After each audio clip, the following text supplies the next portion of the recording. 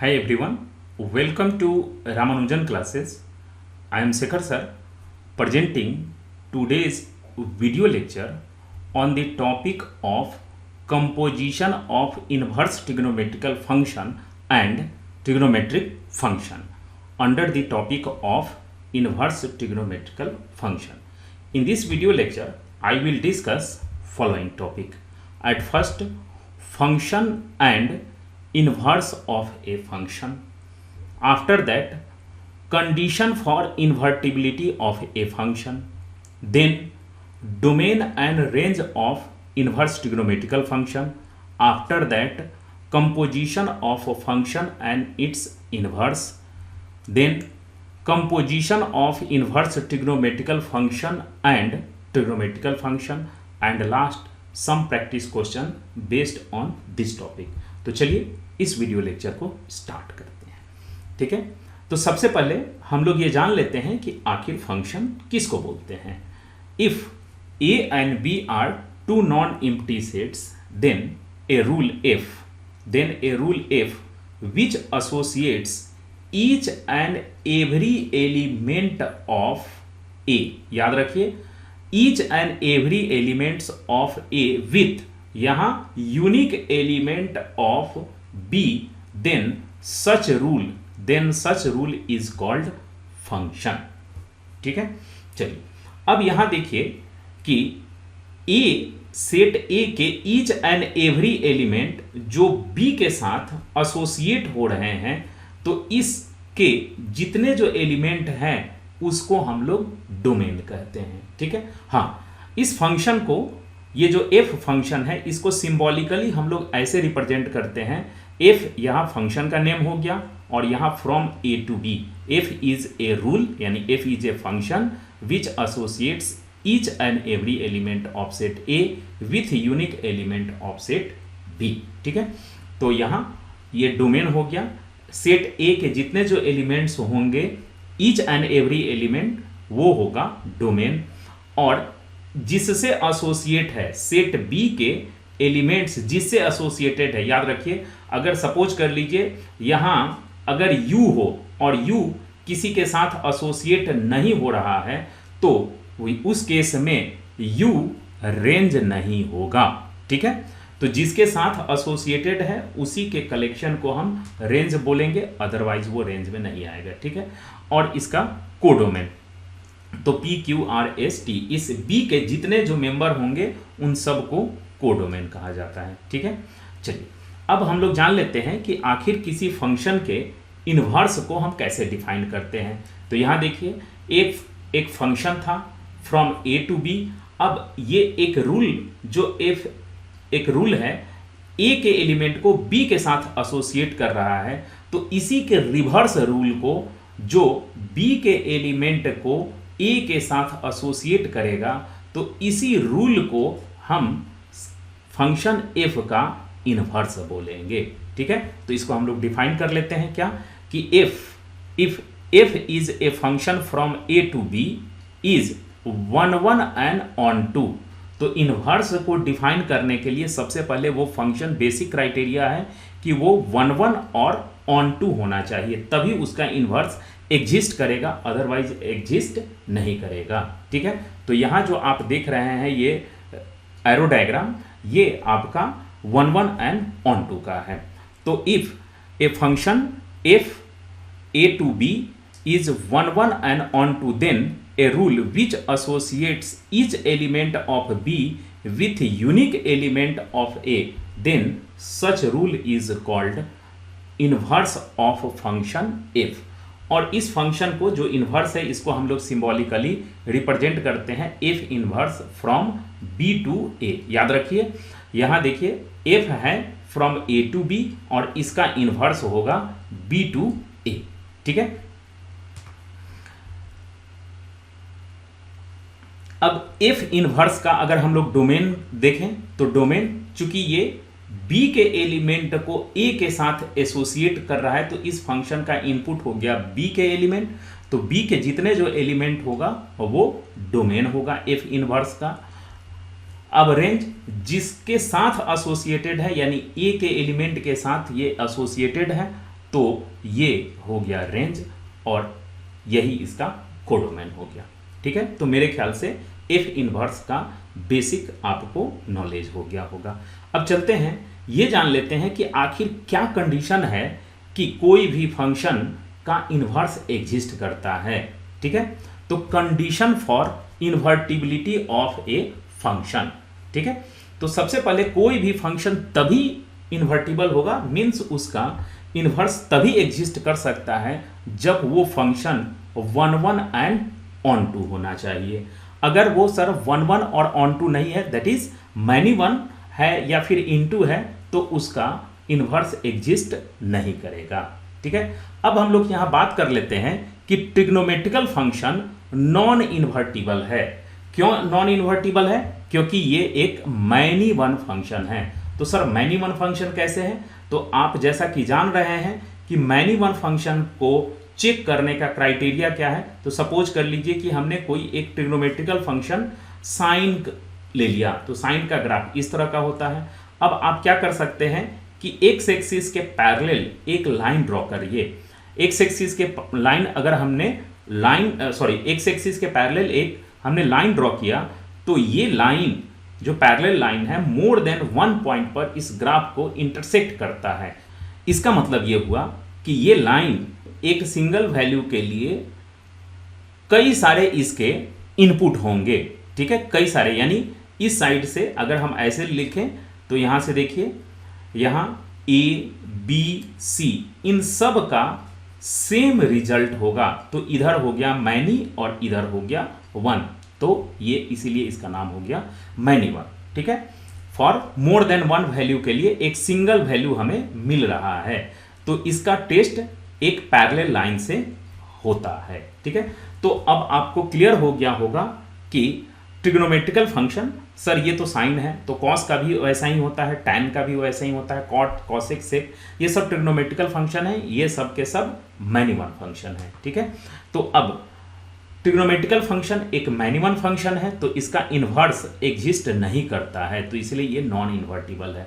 But अगर मैं trigonometrical function को मैनी वन के जगह 1 1 अगर बना दूं, तो वो कैसे? तो इसके डोमेन जो माइनस इंफिनिटी से साइन का जो डोमेन है माइनस इंफिनिटी से प्लस इंफिनिटी, अगर इसके डोमेन को मैं रेस्ट्रिक्ट कर दूं, तो उस केस में रेस्ट्रिक्टेड डोमेन में ये 1 1 फंक्शन हो जाएगा, 1 1 इंटू फंक्शन। तो ऐसे केस में जब इसके डोमेन को हम रेस्ट्रिक्ट कर देंगे, तो ये 1 1 और ऑन टू हो जाएगा, और सिर्फ पर्टिकुलर उसी डोमेन के लिए ये फंक्शन 1 1 हो जाएगा, और ऐसे केस में उसका इन्वर्स एग्जिस्ट करेगा। ठीक है, तो वो कैसे सर? तो चलिए हम थोड़ा सा आपको डोमेन को रेस्ट्रिक्ट करके हम दिखाते हैं। ठीक है, तो अब अगर हम साइन के ग्राफ को, ये जो देख रहे हैं आप, साइन के ग्राफ ऐसे होता है। ठीक है, यहां ये ऐसे, तो आपका ये हो गया -π/2 और यहां हो गया +π/2। ठीक है, तो मैं इतना ही पोर्शन के ग्राफ को कंसीडर कर रहा हूं। देख रहे हैं, ये -π/2 से +π/2। ठीक है, हालांकि इसका डोमेन -∞ से +∞ होता है। ठीक है, बट मैं इसके डोमेन को रेस्ट्रिक्ट कर दिया हूं -π/2 से +π/2। अब आप क्या कर सकते हैं कि एक्स एक्सिस के पैरेलल एक लाइन ड्रॉ करिए। तो एक्स एक्सिस के पैरेलल अगर आप कहीं से भी लाइन ड्रॉ करेंगे, तो ये 1 एंड ओनली 1 पॉइंट पर ही इंटरसेक्ट कर रहा है। तो इसका मतलब क्या हुआ कि ये जो साइन फंक्शन जो था -∞ से +∞ तक डिफाइंड था, अब इसके डोमेन को मैं रेस्ट्रिक्ट कर दिया हूं -π/2 से +π/2। तो इसी को हम बोलते हैं रेस्ट्रिक्टेड डोमेन। तो ये रेस्ट्रिक्टेड डोमेन में क्या हो गया, ये एक 1 1 और ऑन टू फंक्शन हो गया। तो ऐसे केस में इसका इन्वर्स एग्जिस्ट कर सकता है। तो यही बात कही जा रही है कि अगर ट्रिग्नोमेट्रिकल फंक्शन जो कि एक मैनी वन फंक्शन है और इसके डोमेन को अगर हम एक पर्टिकुलर लिमिट में रेस्ट्रिक्ट कर दें ताकि ये 1/(1)(2) हो जाए, तो ऐसे केस में हम इसका इन्वर्स फाइंड आउट कर सकते हैं। ठीक है, तो ये आपको क्लियर हो गया कि मैनी वन फंक्शन को अगर हम उसके डोमेन को रेस्ट्रिक्ट करके 1/(1) और ((2)) में कन्वर्ट कर दे, उस केस में इसका इन्वर्स पॉसिबल है। तो आज हम लोग यही काम करेंगे। ठीक है, चलिए अब आगे नेक्स्ट। अब हम लोग ये जान लेते हैं कि ट्रिग्नोमेट्रिकल फंक्शन और इन्वर्स ट्रिग्नोमेट्रिकल फंक्शन का डोमेन और रेंज क्या होता है। तो सर ये क्यों बता रहे हैं, तो ये एक बेसिक कॉन्सेप्ट है और इस कॉन्सेप्ट को अगर हम लोग समझ लेते हैं तो जो हम लोग का आज जिस टॉपिक पर डिस्कस करने जा रहे हैं कंपोजिशन, उसको उस टाइप के क्वेश्चन को सॉल्व करने में इजी होगा। तो चलिए हम लोग पहले ट्रिग्नोमेट्रिकल फंक्शन का डोमेन और रेंज जान लेते हैं। ठीक है, तो यहां आपका ट्रिग्नोमेट्रिकल फंक्शन हुआ साइन एक्स, इसका डोमेन रियल नंबर यानी -∞ से +∞, और रेंज हो गया -1 से 1। ठीक है, तो ये बेसिक कंसेप्ट है, ये बस आपको याद कर लेनी है। ठीक है, तो यहाँ cos x है, उसका भी वैसा ही है, -∞ से +∞, डोमेन है यानी रियल नंबर, और रेंज है -1 से 1। tan रियल नंबर से ऑड मल्टीपल ऑफ π/2, क्योंकि ये π/2 पर अनडिफाइंड होता है, तो रियल नंबर में से ऑड मल्टीपल ऑफ π/2 को सब्ट्रैक्ट कर देंगे यानी इलिमिनेट कर देंगे, तो जो रिजल्ट आएगा वो इसका डोमेन हो जाएगा। और रेंज है रियल नंबर -∞ से +∞। एग्जैक्टली वैसे ही कॉट है, तो कॉट n π यानी पाई के इंटीग्रल नंबर को यानी पाई के मल्टीपल आइदर ऑड रहे या इवन रहे। ठीक है, तो आइदर ऑड या इवन में से ये आर में से उसको सब्ट्रैक्ट कर देंगे तो इसका ये डोमेन आ जाएगा। रेंज आर ही है, सेक का वैसे ही है और कॉसेक का। ठीक है, तो ये आप ट्रिग्नोमेट्रिकल फंक्शन के डोमेन और रेंज के बारे में जान लिए। अब चलते हैं इनवर्स ट्रिग्नोमेट्रिकल फंक्शन का डोमेन और रेंज क्या होता है, इसको जान लेते हैं। ठीक है, तो डोमेन को आप जैसा कि जानते हैं कि हम लोग इनपुट भी बोलते हैं और रेंज को आउटपुट भी बोलते हैं। ठीक है, और आप याद रखिए कि साइन को हम रेस्ट्रिक्ट डोमेन किए हैं तब जाकर के वो 1/1 और ((2) बना है, तो इसका रेस्ट्रिक्टेड डोमेन -1 से ये 1 तक तो होगा ही, और रेस्ट्रिक्टेड आउटपुट हो जाएगा मेरा, जो कि पहले क्या होता था ये -∞ से +∞, अब इसका -π/2 से π/2 इसका आउटपुट हो गया। tan का देख लीजिए, कॉसेक का। अब आप यहां गौर कीजिए कि साइन इनवर्स, tan इनवर्स और कॉसेक इनवर्स। ठीक है, ये जो 3 फंक्शंस हैं उसका नेटिव क्वाड्रेंट या फिर आप इसको कह सकते हैं प्रिंसिपल क्वाड्रेंट, फर्स्ट और फोर्थ क्वाड्रेंट है। याद रखिए इस चीज को कि साइन, tan और कॉसेक जो इनवर्स फंक्शन है इसका नेटिव क्वाड्रेंट फर्स्ट क्वाड्रेंट है और फोर्थ क्वाड्रेंट है। फर्स्ट क्वाड्रेंट में ऑलवेज ये आउटपुट, याद रखिए कि ये आउटपुट के बारे में बोल रहा है, ऑलवेज पॉजिटिव होगा, और फोर्थ क्वाड्रेंट में ये इसका आउटपुट ऑलवेज नेगेटिव होगा। तो एक पॉजिटिव के लिए एक नेगेटिव के लिए। अब सेम वैसे ही कॉस इनवर्स का अगर हम आउटपुट लेते हैं तो 0 से π, कॉट इनवर्स का ओपन इंटरवल 0 से π, सेक का अगर आउटपुट लेते हैं तो 0 से π में से 90 डिग्री को अगर हम सब्ट्रैक्ट कर देते हैं तो जो रिजल्ट आएगा वो इसका आउटपुट हो गया। अब यहां देखिए कि कॉस, कॉट और सेक, कॉस, कॉट और सेक ये 3 इनवर्स ट्रिग्नोमेट्रिकल फंक्शन है। इसका नेटिव क्वाड्रेंट यानी प्रिंसिपल क्वाड्रेंट फर्स्ट, इसके तरफ फर्स्ट, तो फर्स्ट में ये आउटपुट पॉजिटिव देगा और सेकेंड क्वाड्रेंट में ये आउटपुट नेगेटिव देगा। ठीक है, आप एक चीज और गौर किए होंगे कि ये जितने जो इनवर्स ट्रिग्नोमेट्रिकल फंक्शन हैं ये सब के सब inverse trigonometrical function input as a value को ये एक्सेप्ट कर रहा है, इनपुट वैल्यू को एक्सेप्ट कर रहा है और रिटर्न क्या कर रहा है, एंगल। इसका मतलब क्या हुआ कि जैसे देखिए यहाँ साइन इनवर्स है, तो साइन इनवर्स में आप पाई नहीं लिख सकते हैं, ठीक है। पाई का मतलब यहाँ मैं एंगल बोल रहा हूँ, 90 डिग्री या 180 डिग्री आप नहीं लिख सकते हैं। क्यों नहीं लिख सकते हैं? क्योंकि ये देखिए इसका डोमेन क्या है, ये सारे के सारे डोमेन जो हैं वो वैल्यू को एक्सेप्ट कर रहा है और रिटर्न क्या कर रहा है, तो रिटर्न कर रहा है एंगल को, ठीक है।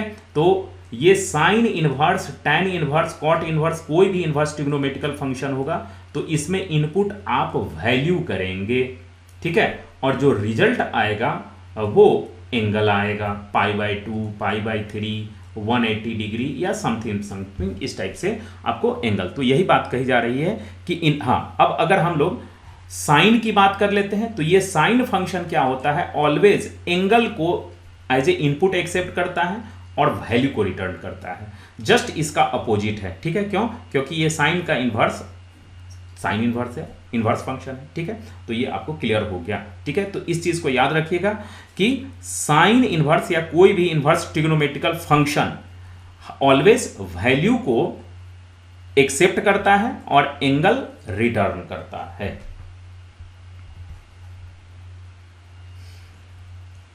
अब हम लोग ये जान लेते हैं कि किसी भी फंक्शन का और उसके इनवर्स का हम कंपोजिशन कैसे निकालते हैं। तो सर यहाँ कंपोजिशन का मतलब बता दीजिए। कंपोजिशन का मतलब हुआ, जैसे देखिए एक कोई यहाँ एक हमने एक फंक्शन लिया जिसमें ये इनपुट होगा और उसके कॉरेस्पॉन्डिंग यहाँ आउटपुट होगा, तो ये एक फंक्शन। अब एक अनदर फंक्शन हमने gx लिया जो इनपुट x को एक्सेप्ट करता है और उसी के कॉरेस्पॉन्डिंग समथिंग कुछ y वैल्यू। ये देखिए ये सिंबॉलिक रिप्रेजेंटेशन है, ऐसा नहीं है कि ये सेम वैल्यू ये इनपुट ले रहा है और ये सेम वैल्यू को आउटपुट कर रहा है, नहीं, ये फंक्शन का सिंबॉलिक रिप्रेजेंटेशन है। अब हम क्या करते हैं, इन दोनों फंक्शन को इस तरह से कंबाइन करते हैं कि वन फंक्शन का आउटपुट दूसरे फंक्शन के लिए एज ए इनपुट जैसा हो जाए, तो इस कॉम्बिनेशन को ही हम कहते हैं कंपोजिशन। और इस कंपोजिशन को हम कैसे लिखते हैं, तो यहां देखिए g ऑफ f लिखते हैं, गॉप या f ऑफ g फॉग, ठीक है। तो ये क्या हुआ, तो यहां देखिए ऐसे, यहां हमने इनपुट दिया तो इसका मतलब हुआ o को हटाएंगे और यहां एक ब्रैकेट यूज करेंगे और इसमें fx लिख देंगे। अब यहां देखिए ये फंक्शन इनपुट एक्सेप्ट करेगा और ये आउटपुट g वाले फंक्शन के इनपुट में ये फीड कर देगा। फिर से समझिए, यहां देखिए f एक फंक्शन है जो x as a input accept करेगा और जो भी ये आउटपुट रिटर्न करेगा वो आउटपुट अगेन यहां g के इनपुट में फीड हो जाएगा और g उसका प्रोसेसिंग करके जो रिजल्ट होगा वो होल फंक्शन का आउटपुट होगा। अब यहां फिर से देख लीजिए, यहां f ऑफ g, तो f ऑफ g का मतलब ऐसे हुआ, यहाँ o है उसके जगह आप है ये ब्रैकेट यूज करेंगे और यहाँ gx। अब इसका मतलब क्या हुआ कि यहाँ gx है एज ए इनपुट एक्सेप्ट करेगा और जो आउटपुट रिटर्न करेगा उस आउटपुट को यहाँ f में फीड कर दिया गया। तो इस तरह के कॉम्बिनेशन को हम लोग कंपोजिशन कहते हैं। अगर सर इस तरह का हम कंपोजिशन, इस तरह का कॉम्बिनेशन कर दे तो ठीक है, तो ये कॉम्बिनेशन फंक्शन का एज ए इस टाइप का कॉम्बिनेशन नहीं है कि वन इनपुट एक्सेप्ट करके और वो आउटपुट दूसरे फंक्शन में फीड हो जा रहा है, तो इस तरह का ये कोई कंपोजिशन नहीं है, तो यहां ये कंपोजिशन नहीं हुआ। ठीक है, चलिए, तो ये मेरे ख्याल से आपको कंपोजिशन का आइडिया हो गया होगा।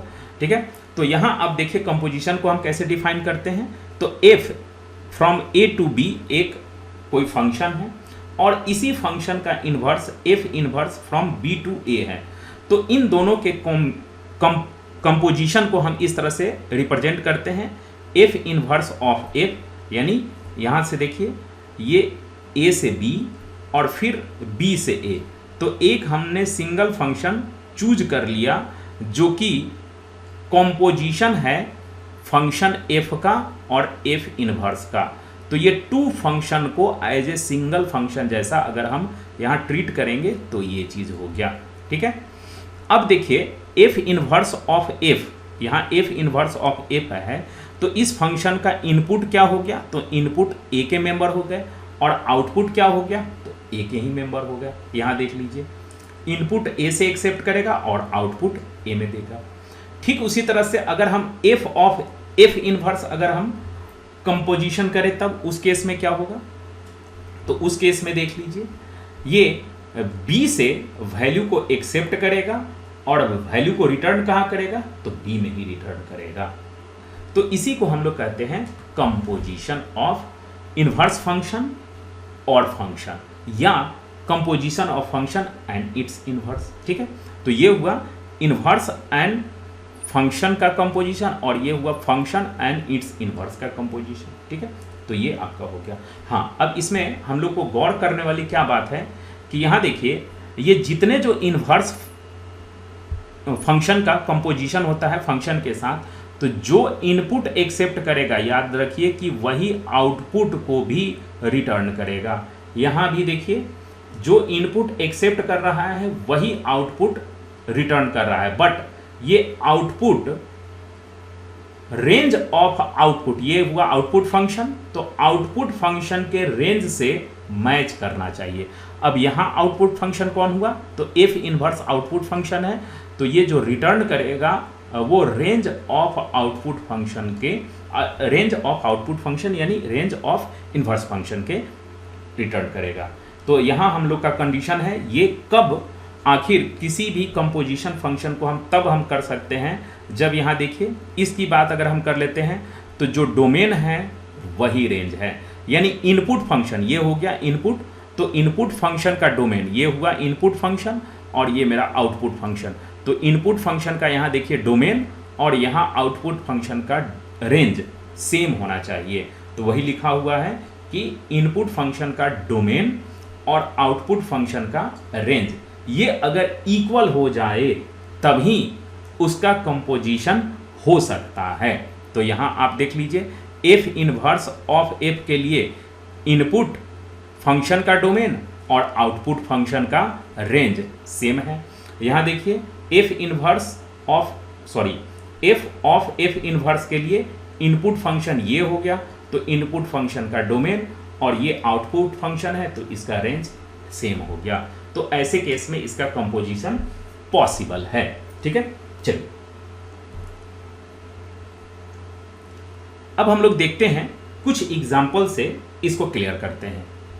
अब एक एक्सपोनेंशियल फंक्शन है जो इस तरह से डिफाइंड होते हैं, तो एक्सपोनेंशियल फंक्शन का ये डोमेन हो गया और ये रेंज हो गया, और इसको हम इस रूल से डिफाइन करते हैं। अब एक्सपोनेंशियल फंक्शन का इन्वर्स क्या होता है, तो एक्सपोनेंशियल फंक्शन का इन्वर्स लॉगरिथमिक फंक्शन होता है, जिसको हम लोग इस तरह से डिफाइन करते हैं। ठीक है, तो आप क्या देख रहे हैं कि एक्सपोनेंशियल फंक्शन और उसका इन्वर्स लॉगरिथमिक फंक्शन है जो इस तरह से डिफाइंड है। अब इस दोनों का कंपोजिशन करके देखते हैं। ठीक है, तो composition of F inverse and F, तो इसको हम सिंबॉलिकली ऐसे रिप्रेजेंट करेंगे। अब यहाँ देखिए, ये मेरा इनपुट फंक्शन हो गया, ठीक है, इनपुट फंक्शन, और ये क्या हुआ, आउटपुट फंक्शन।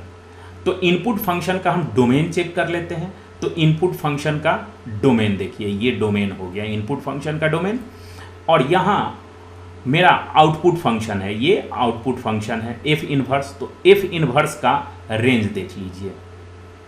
ठीक है, ये दोनों मैच कर रहा है, अगर हाँ ये मैच कर रहा है तभी इसका हम कंपोजिशन निकाल पाएंगे, मीन्स इसका कंपोजिशन पॉसिबल है।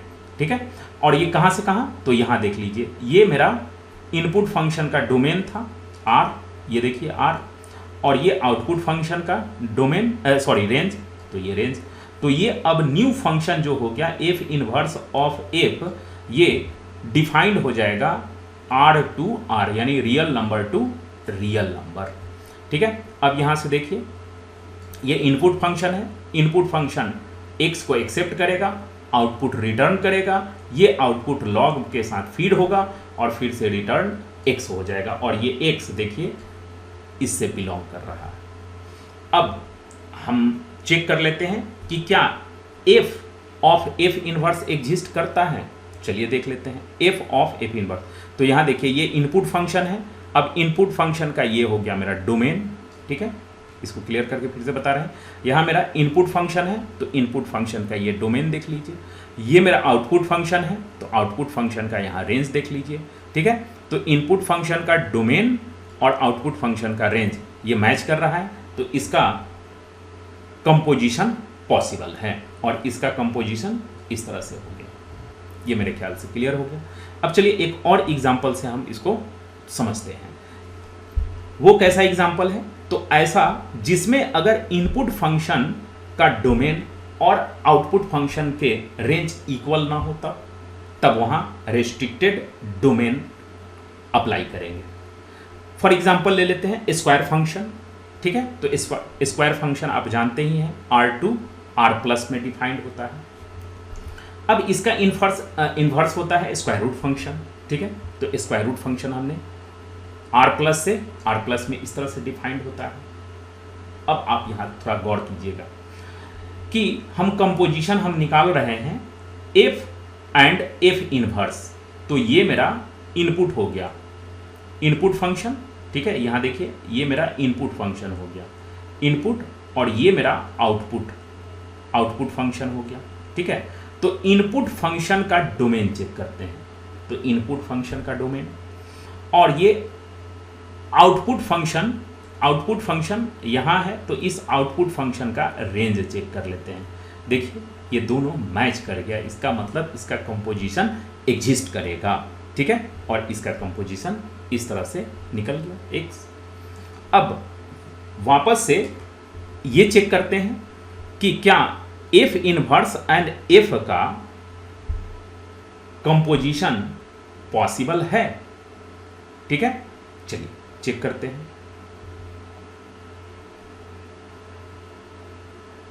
यहां देखिए कि ये मेरा इनपुट फंक्शन है और ये क्या है, आउटपुट फंक्शन। तो इनपुट फंक्शन जो कि डिफाइंड है, इनपुट फंक्शन यहाँ है, ठीक है। तो इनपुट फंक्शन का डोमेन चेक कर लीजिए, R है, और आउटपुट फंक्शन का रेंज चेक कर लीजिए। तो आउटपुट फंक्शन का ये हो गया रेंज। क्या दोनों सेम है? नहीं है। तो ऐसे सिचुएशन में इसका हम कंपोजिशन नहीं फाइंड कर सकते हैं, ठीक है। तो ये फाइंड हम कंपोजिशन इसका नहीं कर सकते हैं। अब इसको फाइंड करने के लिए हमें क्या करना होगा कि इसके डोमेन को एडजस्ट करना होगा, यानी रिस्ट्रिक्ट करना होगा। तो to define composition of F inverse and F at first we have to take intersection of domain of input function and range of output function.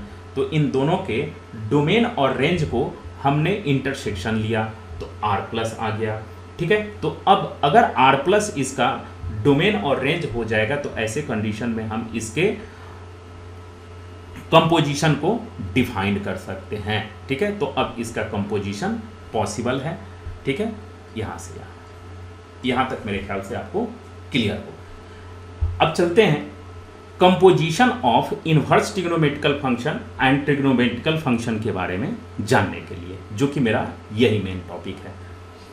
तो इसके पहले हमने आपको बेसिक कॉन्सेप्ट का आइडिया दे दिया, ठीक है।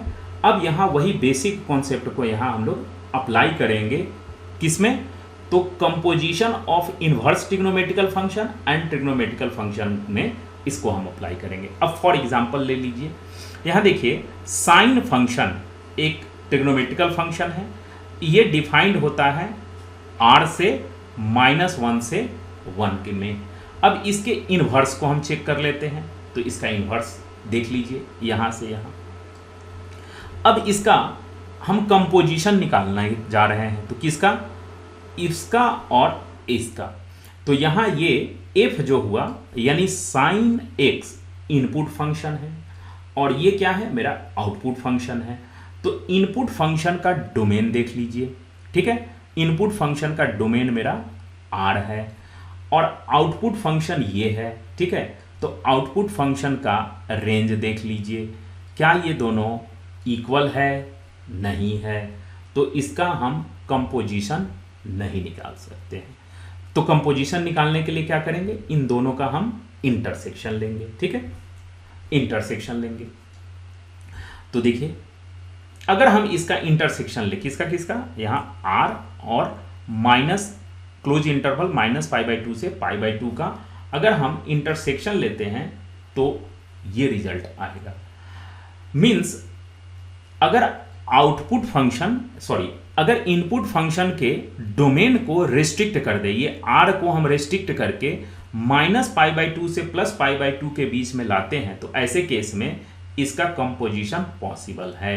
ठीक है, तो अब इसका कंपोजिशन निकालने के लिए हमने आर को रेस्ट्रिक्ट कर दिया, और आर को रेस्ट्रिक्ट करने के बाद जो मेरा साइन का जो न्यू फंक्शन हुआ, यहां देखिए ये ओल्ड वाला ये फंक्शन था R2 माइनस, यहां देखिए R2 दिस वन, और इस R को हमने रेस्ट्रिक्ट करके -π/2 से, देखिए यहां -∞ से +∞ तक ये डिफाइंड है ये। अब इसमें से हमने रेस्ट्रिक्ट कर दिया कि नहीं, -π/2 से π/2 के बीच में ही हम इसको डिफाइंड करेंगे। तो इस इंटरवल के बीच में ये कैसा हो जाएगा, 1 1 और ऑन 2 हो जाएगा, और ऐसे केस में इसका कंपोजिशन यानी इनवर्स पॉसिबल है। ठीक है, चलिए अब और देखते हैं।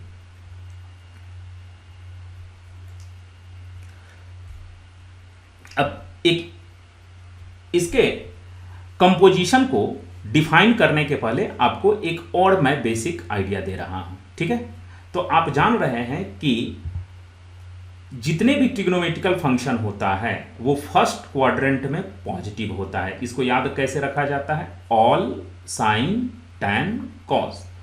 ऑल का मतलब all trigonometrical ratio first quadrant में पॉजिटिव।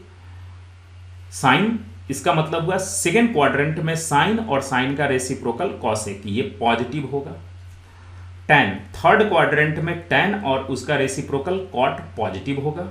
फोर्थ क्वाड्रेंट में कॉस और इसका रेसिप्रोकल कॉसेक, इसका रेसिप्रोकल सेक, ये पॉजिटिव होता है। ठीक है, तो इसको इस तरह से हम लोग लर्न करते हैं, ऑल साइन टैन कॉस, तो इस चीज को याद रखेंगे।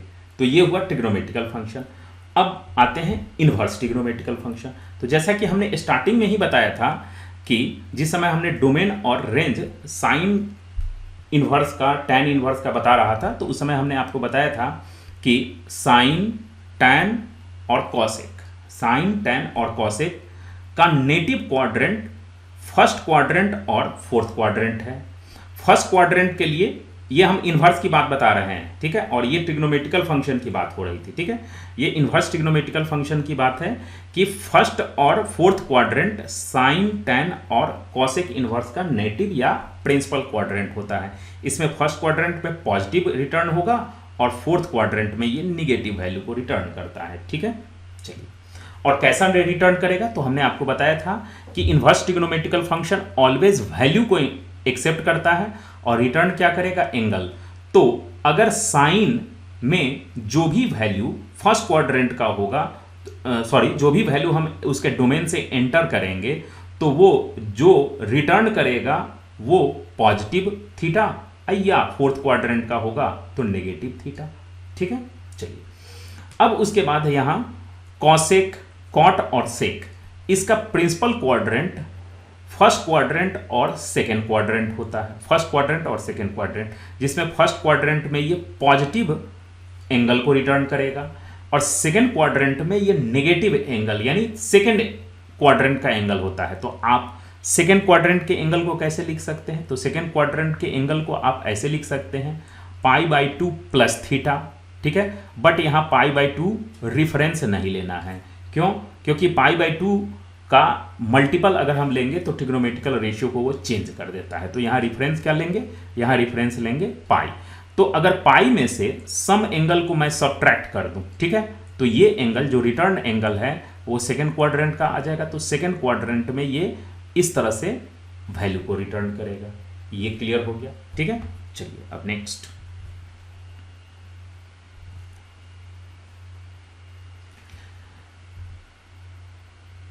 तो ये आप पहले से भी जान रहे हैं। ठीक है, हमने बताया है आपको कि साइन इनवर्स यानी इनवर्स ट्रिग्नोमेट्रिकल फंक्शन और ट्रिग्नोमेट्रिकल फंक्शन का अगर हम कंपोजिशन लेते हैं तो इस फंक्शन को हम इनपुट फंक्शन ट्रीट करेंगे, इसको हम आउटपुट ट्रीट करेंगे, और जो यहाँ इनपुट देंगे वही आउटपुट हमें मिल जाएगा, यानी आइडेंटिटी फंक्शन जैसा बिहेव करेगा।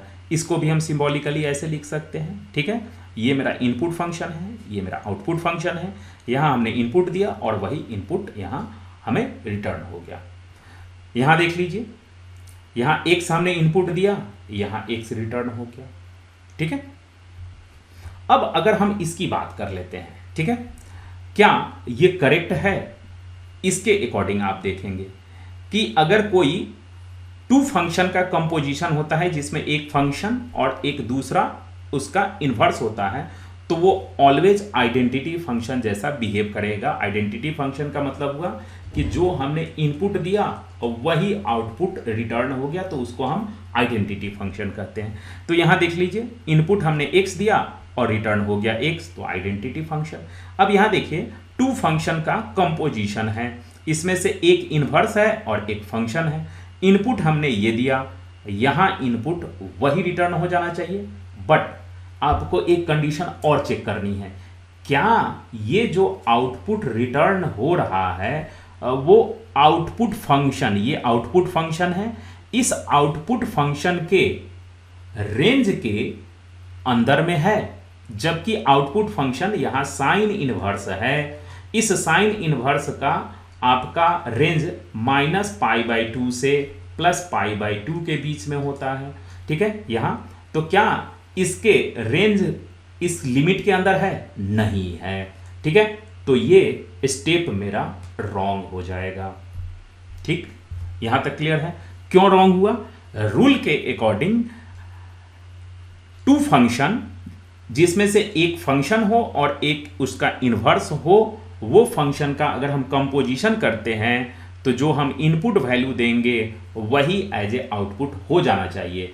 बट एक और इसके साथ कंडीशन है कि ये जो आउटपुट रिटर्न हो रहा है वो आउटपुट फंक्शन के रेंज के अंदर होना चाहिए, जो कि यहाँ नहीं है, इसीलिए ये स्टेप रॉन्ग हो गया। अब इसको हम करेक्ट कैसे करेंगे, ठीक है।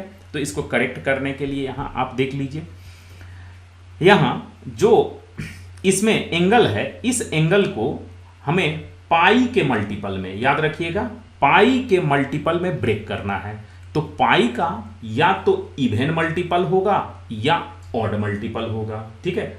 तो पाई के इवन मल्टीपल प्लस समथिंग या माइनस समथिंग होगा। सेम वैसा ही अगर पाई का ऑड मल्टीपल है तो एंगल या तो प्लस होगा या माइनस होगा, ठीक है। तो यहां देखिए 31π/3 को क्या मैं इस तरह से ब्रेक कर सकता हूं? ये कुछ नहीं है, बस इसको आपको मिक्स फ्रैक्शन में ब्रेक कर देना है। जैसे आप ये जानते हैं इम्प्रॉपर फ्रैक्शन है, इसको मिक्स फ्रैक्शन में आप इस तरह से लिख सकते हैं, बस यही तो है। तो यहाँ आप 10 को यहाँ 10π लिख दीजिए और प्लस यहाँ π/3 यहाँ हो गया, ठीक है। अब यहाँ से देखिए ये इवन मल्टीपल है, तो यहाँ इवन मल्टीपल और प्लस समथिंग, तो ये जो एंगल है किस क्वाड्रेंट में पहुंच गया? फर्स्ट क्वाड्रेंट में। अब आपको पता है कि फर्स्ट क्वाड्रेंट में ऑल ट्रिग्नोमेट्रिकल रेशियो जो भी वैल्यू रिटर्न करेंगे वो पॉजिटिव वैल्यू रिटर्न करेगा, तो ये वैल्यू पॉजिटिव वैल्यू रिटर्न करेगा, ठीक है। और कैसे? तो साइन 2nπ प्लस थीटा हो गया, तो इज इक्वल टू क्या होता है? थीटा। तो इसके प्लेस पर ये थीटा हम इस तरह से लिख सकते हैं, ठीक है। कैसे? तो यहां देख लीजिए, फर्स्ट क्वाड्रेंट का एंगल है, तो ये हो गया। अब आप गौर करेंगे कि यहां देखिए साइन इनवर्स है और ये साइन, ठीक है, ये एक दूसरे का इनवर्स है और इसका हम कंपोजिशन कर रहे हैं, तो हमने जो इनपुट दिया वही वैल्यू हमें आउटपुट मिल जाना चाहिए। तो आउटपुट मिल गया और ये देखिए कि आउटपुट फंक्शन के रेंज के लिमिट के अंदर आ गया, हाँ है, तो ये मेरा करेक्ट हो गया, ठीक है। तो यही स्टेप हम लोग को फॉलो करना है। तो अब हम लोग इसमें क्या ट्रिक यूज करेंगे? तो ट्रिक का आप स्टेप्स देखिए, ठीक है। तो इसमें हमें करना क्या है? तो इसमें देखिए सबसे पहले हमें क्या करना है फर्स्ट स्टेप में, कि जो भी एक्सप्रेशन गिवन हो, कोई भी एक्सप्रेशन इसी फॉर्म में गिवन होगा, ठीक है। आउटसाइड में ये आउटपुट फंक्शन इनवर्स के फॉर्म में होगा और अंदर में ट्रिग्नोमेट्रिकल फंक्शन होगा। तो इसको जो ट्रिग्नोमेट्रिकल फंक्शन है उस ट्रिग्नोमेट्रिकल फंक्शन को पाई के मल्टीपल में प्लस माइनस के फॉर्म में इस तरह से लिखना है, इस तरह से कि थीटा एक्यूट हो जाए। तो एक्यूट किसके लिए होगा? साइन, टैन और कॉसेक के लिए एक्यूट हो जाएगा, और कॉस, सेक, कॉट के लिए ऑब्ट्यूज भी हो सकता है। ठीक है, तो इस तरह से हम लोग पहले लिख लेंगे। देन उसके बाद हम लोग ये फॉर्मूला यूज करेंगे। कौन सा फॉर्मूला? तो ये फॉर्मूला वर्क कैसे करता है? तो क्वाड्रेंट के हिसाब से एंगल, जो अभी आपको एग्जाम्पल में हमने बताया था, वैसे और भी हम एग्जाम्पल बता करके आपको क्लियर कर देंगे ये चीज़। ठीक है, तो ये formula according to quadrant use करना है। अब जैसे ही ये फॉर्मूला आप यूज करेंगे तो थीटा, ये जो थीटा है, ये जो एंगल है, ये थीटा प्रिंसिपल क्वाड्रेंट या नेटिव क्वाड्रेंट में आ जाएगा, और नेटिव क्वाड्रेंट में आप फॉर्मूला तो जानते ही हैं। ठीक है, चलिए अब कुछ हम लोग एग्जाम्पल ले लेते हैं, उससे हम लोग क्लियर कर लेंगे। सपोज कर लीजिए कि यही है। ठीक है, तो अब देखिए ये ट्रिग्नोमेट्रिकल फंक्शन और इसके इन्वर्स का कंपोजिशन है। तो रूल के अकॉर्डिंग इतना हमें रिटर्न होना चाहिए, लेकिन यहां हम चेक करेंगे कि मेरा ये आउटपुट फंक्शन है। तो आउटपुट फंक्शन का रेंज जो होता है ये ऐसा है। ठीक है, तो इसमें क्या है? इसमें ये नहीं है, हालांकि इसका रेंज होता है ऐसे 0 से, लेकिन हम रेफरेंस के लिए हम ऐसे ले लिया है। इसका होता है 0 से पाई, और इसमें से हम लोग है π/2 को सब्ट्रैक्ट कर देते हैं। ठीक है, ये होता है, लेकिन हमने इसको रेफरेंस में आपको एक्सप्लेन करने के लिए लिया है। तो ये इसमें लाई नहीं कर रहा है, तो ये स्टेप क्या हो गया? मेरा रॉन्ग हो गया। ठीक है, अब इसको हमें क्या करना है? तो जो स्टेप्स हमने बताया था, सबसे पहले ये देखिए, यहां देखिए ये ट्रिग्नोमेट्रिकल रेशियो है, और कोई भी नेगेटिव एंगल होता है वो फोर्थ क्वाड्रेंट कंसीडर किया जाता है। तो फोर्थ क्वाड्रेंट में कॉस और सेक क्या रिटर्न करता है? Positive value. तो यहां हमने सेक को इनपुट किया तो रिटर्न हो गया पॉजिटिव। आपको बताया गया है ऑल साइन, टैन, कॉस। ठीक है, तो इस फॉर्मूला से ये पॉजिटिव वैल्यू रिटर्न किया।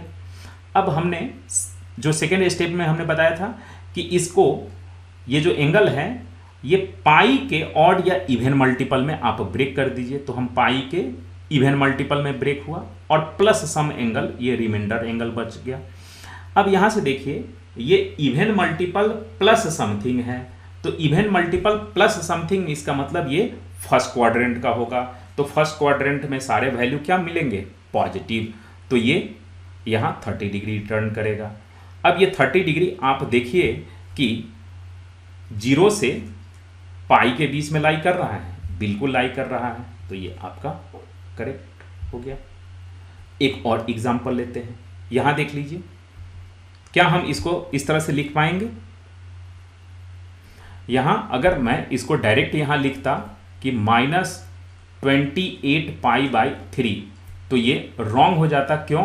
क्योंकि ये इस इंटरवल में इसका देखिए tan इनवर्स का जो आउटपुट है वो कहां से कहां? तो माइनस ओपन इंटरवल -π/2 से +π/2 के बीच में होता है, जो कि लाइन नहीं कर रहा है। तो ये हम डायरेक्ट नहीं लिख सकते हैं। तो इसको सबसे पहले हमें किस में लाना होगा? प्रिंसिपल क्वाड्रेंट में, यानी नेटिव क्वाड्रेंट में लाना होगा। ठीक है, तो हमने यहाँ 9 पाई प्लस π/3 के मल्टीपल में हमने यहाँ ऑड मल्टीपल ऑफ पाई में ब्रेक कर दिया। तो ऑड मल्टीपल ऑफ पाई यानी 9 3 जा 27 और प्लस 1 28। तो यहाँ 9 पाई, तो आप देख लीजिए odd multiple of pi plus something, यानी ये थर्ड क्वाड्रेंट में। तो थर्ड क्वाड्रेंट में tan क्या होता है? All sine tan cos positive होता है, तो ये वैल्यू मेरा पॉजिटिव रिटर्न होगा। ठीक है, अब ये माइनस मैं कहां से लाया हूं? ये माइनस, तो ये जो आया है वो देख लीजिए। आपको मैंने बताया था कि नेगेटिव एंगल, कोई भी नेगेटिव एंगल होता है वो फोर्थ क्वाड्रेंट का होता है। तो इन्वर्स ट्रिग्नोमेट्रिकल, इसका tan इन्वर्स का नेटिव क्वाड्रेंट फर्स्ट क्वाड्रेंट होता है, फर्स्ट क्वाड्रेंट और फोर्थ क्वाड्रेंट होता है, फर्स्ट क्वाड्रेंट और फोर्थ क्वाड्रेंट। तो नेगेटिव वैल्यू फोर्थ क्वाड्रेंट का होगा, तो फोर्थ क्वाड्रेंट में अगर हम कुछ भी लिखेंगे tan इनवर्स माइनस एक्स, इसका वैल्यू हो जाता है माइनस tan इनवर्स एक्स, ये नेगेटिव हो जाता है, ठीक है, जो कि स्टार्टिंग में हमने आपको बताया था। तो वही यहाँ नेगेटिव लिखा गया है, ठीक है, यही नेगेटिव यहाँ कैरी हुआ यहाँ, ठीक है। अब ये देखिए ये नेगेटिव क्वाड्रेंट में आ गया, बिलोंग्स टू ओपन इंटरवल -π/2 से π/2 के बीच में आ गया, ठीक है।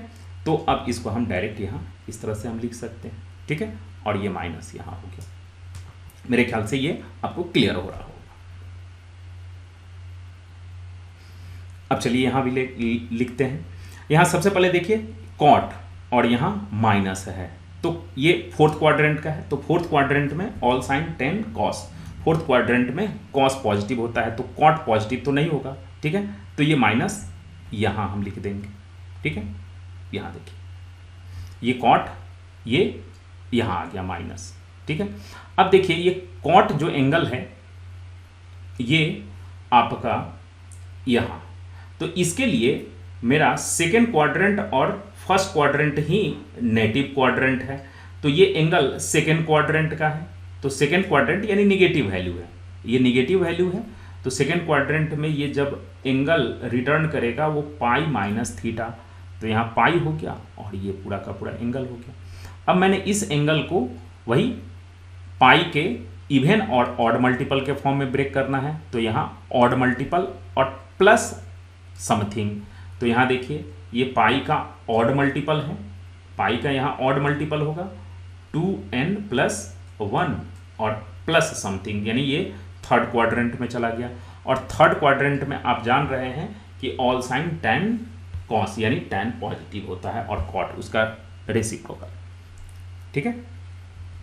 तो यहाँ से हम ऐसे डायरेक्ट लिख सकते हैं। और अब ये देखिए इसके यहाँ ये वैल्यू इसके प्रिंसिपल यानी नेगेटिव क्वाड्रेंट में आ गया, तो बस ये डायरेक्ट आउटपुट मिल जाएगा, ठीक है। तो मेरे ख्याल से ये आपको क्लियर हो गया होगा।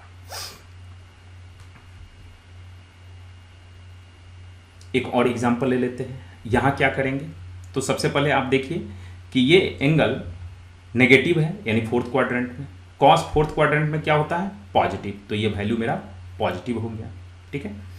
अब क्या ये प्रिंसिपल क्वाड्रेंट का एंगल है? यस। अब हम चेक करेंगे कि आउटपुट फंक्शन ये रूल के अकॉर्डिंग पाई रिटर्न करना चाहिए। अब यहाँ चेक करेंगे तो ये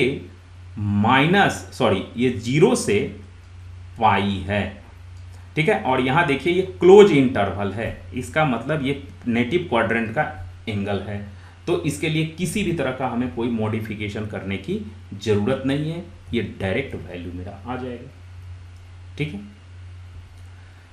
चलिए एक और एग्जांपल ले लेते हैं। यहाँ देखिए ये अगेन ये नेगेटिव क्वाड्रेंट का एंगल नहीं है, तो फिर से हम इसको ब्रेक करेंगे। अब यहाँ देखिए एंगल नेगेटिव है, कहाँ फोर्थ क्वाड्रेंट का, तो फोर्थ क्वाड्रेंट में ये नेगेटिव वैल्यू रिटर्न करेगा, तो यहाँ ये नेगेटिव आ गया, ठीक है। अब देखिए ये कॉसेक इन्वर्स, अब ये अब तक हम ट्रिग्नोमेट्रिकल फंक्शन की बात कर रहे थे, अब इन्वर्स की बात करेंगे। तो इन्वर्स में नेगेटिव वैल्यू है, तो इन्वर्स में जैसे ही नेगेटिव वैल्यू होगा तो इसका मतलब ये फोर्थ क्वाड्रेंट में आएगा, नेगेटिव क्वाड्रेंट इसका फोर्थ क्वाड्रेंट है, तो फोर्थ क्वाड्रेंट में ये जो भी वैल्यू रिटर्न करेगा वो नेगेटिव होगा, ठीक है। तो यहाँ से आप देख लीजिए ये वैल्यू यहाँ नेगेटिव हो गया।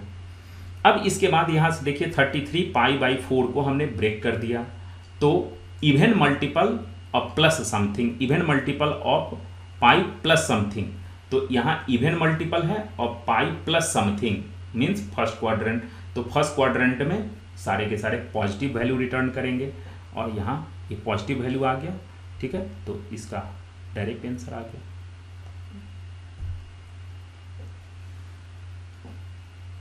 अब यहाँ इस टाइप का क्वेश्चन, तो ये समथिंग डिफरेंट क्वेश्चन है।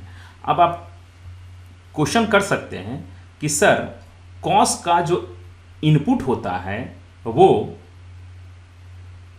-∞ से +∞ तक होता है, तो यहाँ 12 लिख रहे हैं, तो ये दरअसल 12 याद रखिएगा कि यहाँ एंगल नहीं है, यहाँ डिग्री नहीं लिखा हुआ है, तो डिग्री नहीं लिया लिखा हुआ, इसका मतलब क्या सर?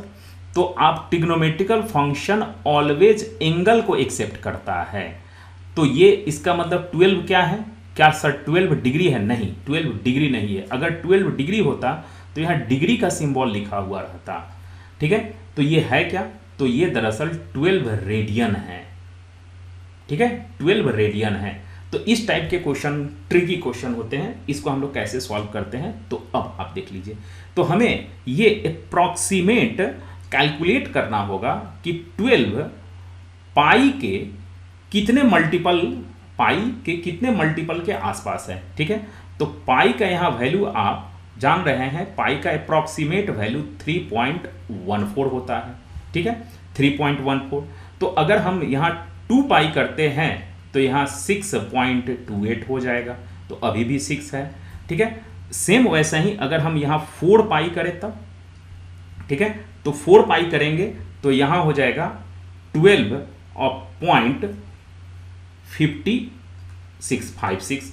तो अब आप देखिए कि ये 12 इससे डेफिनेटली लेस होगा। तो हमें क्या करना है, फर्स्ट स्टेप में ये 12 जो इस टाइप का क्वेश्चन होगा वो देखना है कि पाई के वैल्यू के इवन या ऑड मल्टीपल, यानी जो भी मल्टीपल है वो नियरेस्ट कितना है। तो मेरा नियरेस्ट 4 पाई के नियरेस्ट आ गया, ठीक है। तो इस चीज को आप देखिए यहाँ 4 पाई, तो यहाँ जो देख रहे हैं कि 4 पाई मेरा यहाँ ग्रेटर हो रहा है, जबकि वैल्यू मेरा 12 ही था और यहाँ 12.56 है। तो डेफिनेटली 4 पाई में से समथिंग हमें सब्ट्रैक्ट करना होगा। तो 12 को क्या मैं ऐसे लिख सकता हूँ, 4 पाई और -4 पाई, यहाँ देखिए ये कैंसल और फिर +2, तो +12 का +12 आ जाएगा, ठीक है। तो यहाँ आपको ये फर्स्ट स्टेप में देखना है कि ये 12 पाई के अप्रॉक्सीमेट किसके मल्टीपल है, ठीक है, और उसी जो भी वैल्यू आएगा उसको आपको एज ए एक बार प्लस और माइनस कर देनी है, ठीक है। यहां तक क्लियर हो गया, प्लस और माइनस। अब आप यहां से देख लीजिए कि 4 पाई माइनस समथिंग करेंगे तो ये क्या है आपका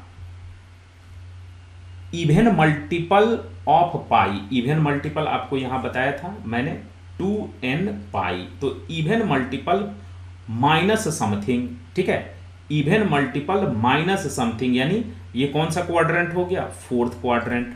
और 4th क्वाड्रेंट में कॉस क्या होता है, पॉजिटिव होता है। तो यहां देखिए ये पॉजिटिव वैल्यू रिटर्न हो गया, ये पॉजिटिव वैल्यू, ठीक है।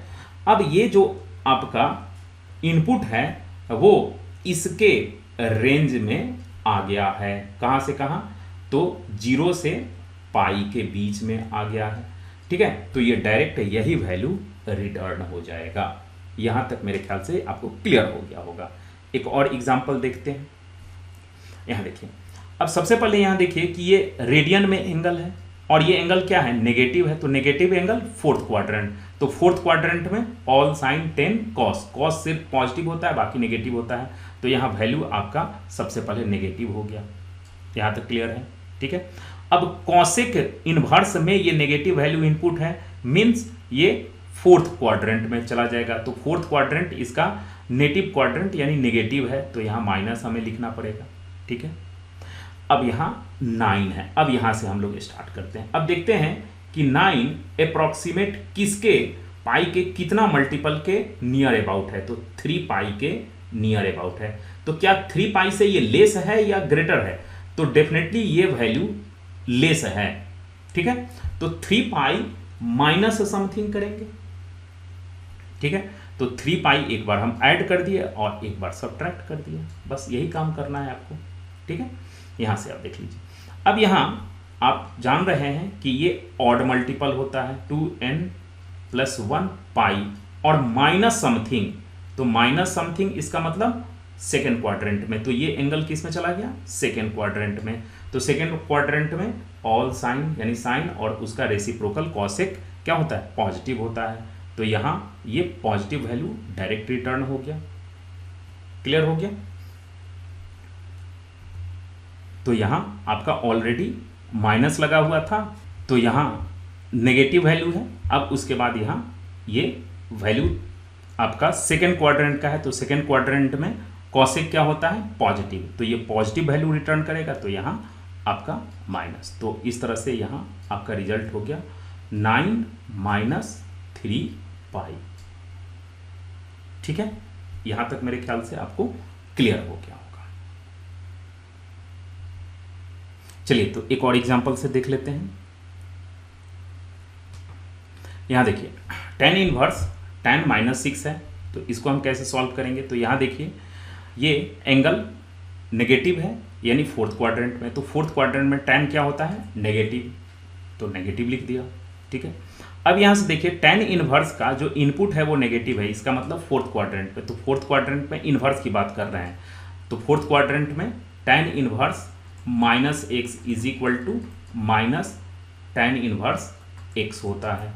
ठीक है, तो इस तरह से ये माइनस हो जाएगा। अब यहाँ देखिए 6, तो 6 किसके नियर अबाउट है, तो 2 पाई के नियर अबाउट है, तो 2 पाई से ग्रेटर है, तो यहाँ हम 2 पाई माइनस समथिंग, क्योंकि ये वैल्यू हायर है। अगर सर ये वैल्यू लोअर रहता तब तो इसमें हम ऐड कर लेते। ठीक है, अब यहाँ से देख लीजिए ये 2 पाई यानी even multiple of pi minus something, तो किस क्वाड्रेंट में चला जाएगा, फोर्थ क्वाड्रेंट में।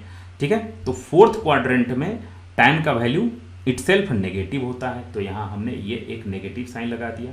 अब अगेन देख लीजिए यहाँ जो इन्वर्स है, इन्वर्स का इनपुट नेगेटिव हो गया, तो tan इन्वर्स का इनपुट अगर जैसे ही नेगेटिव होगा वो फोर्थ क्वाड्रेंट में होगा, और फोर्थ क्वाड्रेंट में tan क्या होता है, फोर्थ क्वाड्रेंट में अभी बताया था ऐसे -x अगर लेंगे तो ये रिटर्न कर देगा माइनस tan इनवर्स x, ये ऐसा रिटर्न करेगा।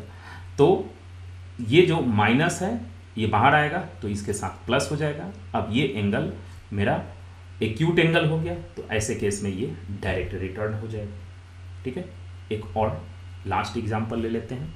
ठीक है, cot 13, तो इसको हम कैसे सॉल्व करेंगे,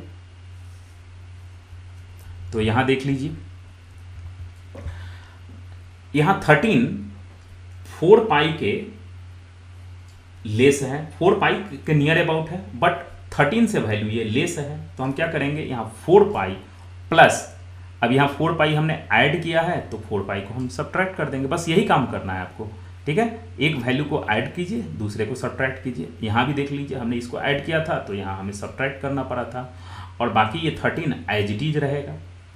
ठीक है, ये हो गया। अब यहाँ से देखिए 4 pi even multiple of pi plus something first quadrant में, तो फर्स्ट क्वाड्रेंट में सब के सब क्या होंगे, ऑल ट्रिग्नोमेट्रिकल रेशियो पॉजिटिव होगा, तो पॉजिटिव ये रिटर्न वैल्यू पॉजिटिव करेगा, तो ये वैल्यू मेरा पॉजिटिव हो गया। अब ये देखिए ये मेरा क्या है, 0 से ये 0 से पाई के बीच में लाई कर रहा है, तो 0 से पाई के बीच में लाई कर रहा है, इसका मतलब ये डायरेक्ट यही आंसर हो जाएगा। ठीक है, तो मेरे ख्याल से हमने आपको ये सारा टॉपिक कि composition of inverse trigonometrical function and trigonometrical function अच्छे तरह से क्लियर कर दिए हैं। कुछ बेसिक जो इससे रिलेटेड कुछ क्वेश्चंस है, प्रैक्टिस क्वेश्चन, जो मैं आपके लिए छोड़ रहा हूं, आप इन सारे क्वेश्चन को काइंडली सॉल्व करेंगे, ट्राई करेंगे, कुछ प्रैक्टिस करेंगे।